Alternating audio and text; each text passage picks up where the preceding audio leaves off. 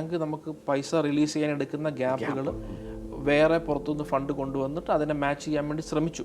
അപ്പോൾ അതൊരു struggling period ആയിരുന്നു. ആ സമയത്താണ് വലിയൊരു പ്രശ്നം ഉണ്ടാകുന്നത്. ആ സമയത്തെന്ന് പറയുന്നത് ശരിക്കും പറഞ്ഞാൽ ഇതൊരു ശാസ്ത്രീയമായിട്ടുള്ള പ്രോസസ്സ് അല്ല, ഇങ്ങനെ ചെയ്യാൻ പാടില്ല എന്ന് എനിക്ക് അന്ന് തന്നെ നമുക്ക് മനസ്സിലാവുന്നു. പക്ഷേ നിവർത്തിയില്ല. പുറത്തുനിന്ന് ഫണ്ട് കിട്ടിയില്ലെങ്കിൽ ബിസിനസ് കംപ്ലീറ്റ് സ്റ്റോപ്പായി പോകും. അങ്ങനെ സ്റ്റക്ക് ആവാതിരിക്കണമെന്നുണ്ടെങ്കിൽ ഫണ്ട് ഫ്ലോ വരണം. പുറത്തുനിന്ന് ഫണ്ട് എടുക്കുന്നു, നടത്തുന്നു, അങ്ങനെ മുന്നോട്ട് ഒരു തരത്തിൽ വേറെ ഏതെങ്കിലും കമ്പനിയായിട്ട് അഫിലിയേറ്റ് ചെയ്യുന്നു. കുറച്ചു കാലം അങ്ങനെ അങ്ങ് പോയി.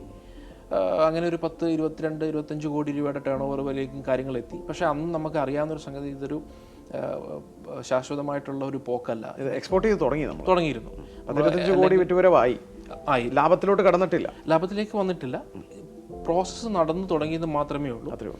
അങ്ങനെ ചെയ്യുമ്പോൾ ഉണ്ടാകുന്നൊരു ബുദ്ധിമുട്ടെന്ന് പറയുന്നത് ഈ ക്യാഷ് ഫ്ലോ കറക്റ്റായിട്ട് വരണം, ആവശ്യത്തിന് ഫണ്ട് നമ്മുടെ കയ്യിൽ ഉണ്ടാവണം, എങ്കിലേ റോ മെറ്റീരിയൽ ക്യാപിറ്റൽ റൊട്ടേറ്റ് ചെയ്തുകൊണ്ടിരിക്കാൻ പറ്റുള്ളൂ.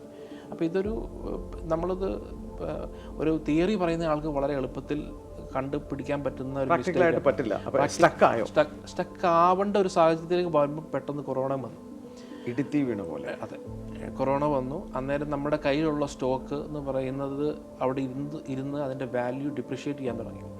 എത്ര സ്റ്റോക്ക് ഉണ്ടായിരുന്നു അന്നത്തെ കാലത്ത്? ഏകദേശം ഒരു 200 ടണ്ണോളം കാപ്പി നമ്മുടെ കോടിയുടെയാണ് അത് ഒരു 1.5 കോടി രൂപയുടെ സ്റ്റോക്ക് കയ്യിൽ നമ്മുടെ കയ്യിൽ സ്റ്റക്കായി. ഓപ്പറേഷൻസ് എല്ലാം സ്റ്റക്ക്. എക്സ്പോർട്ട് നിന്നു. എക്സ്പോർട്ടേഴ്സിന് കൊടുക്കാൻ പറ്റുന്നില്ല. ബാങ്ക് ഫണ്ട് ചോദിക്കുന്നില്ലേ? ഫണ്ട് തിരിച്ചവിടെ ചോദിച്ചുകൊണ്ടേയിരിക്കുകയാണ്. പിന്നെ എന്ത് ചെയ്തു? പിന്നെ നമുക്ക് ഈ കുറഞ്ഞ വാല്യൂവിൽ ഈ പ്രോഡക്റ്റ് ലിക്വിഡേറ്റ് ചെയ്യേണ്ടതായിട്ട് വന്നു.